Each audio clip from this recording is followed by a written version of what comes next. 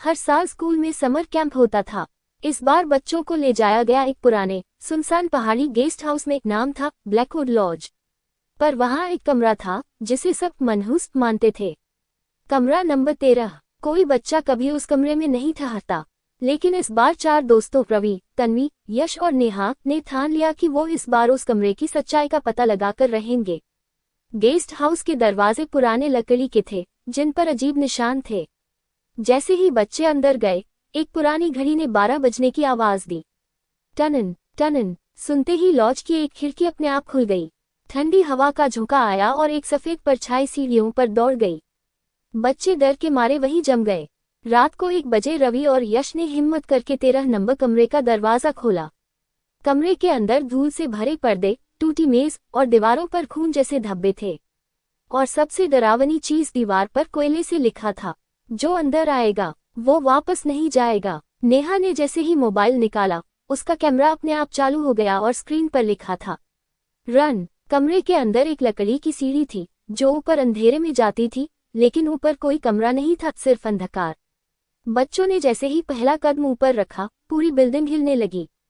छत से एक लड़की की चीख सुनाई दी, मुझे नीचे मत लाओ, वो वहाँ है। रवि ने पीछे मुड़कर देखा। यश की आंखें सफेद हो चुकी थीं और उसके मुंह से कोई और बोल रहा था, तुमने गलती की है, अब कोई नहीं बचेगा। तन्वी भागकर मुख्य हॉल में गई, लेकिन पूरा गेस्ट हाउस बदल चुका था। दरवाजे गायब, खिड़कियां बंद, बाहर काली धुंध।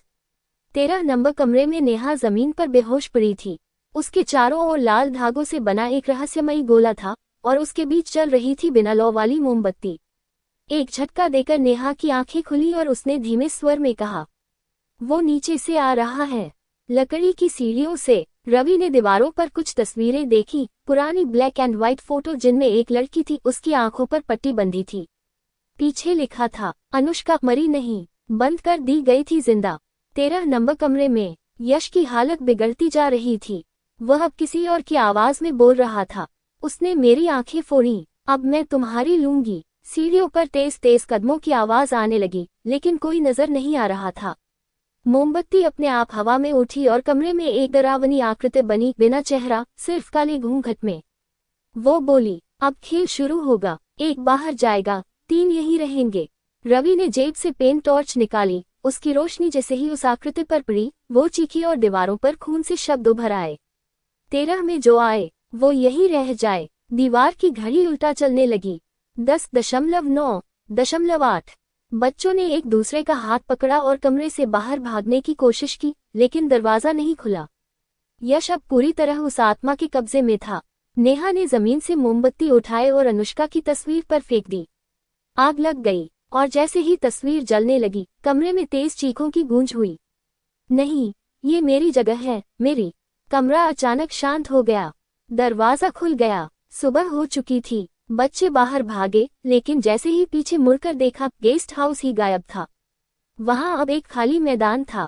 पुलिस को बताने पर वो बोले, वो लॉज तो 15 साल पहले जल गया था, वहां कोई इमारत नहीं है।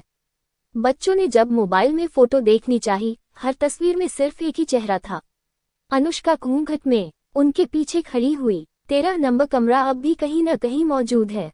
हो सकता है अगली बार जब आप किसी पहाड़ी लॉज में जाएं, तो किसी सीढ़ी पर से आवाज आए, अब तुम्हारी बारी है।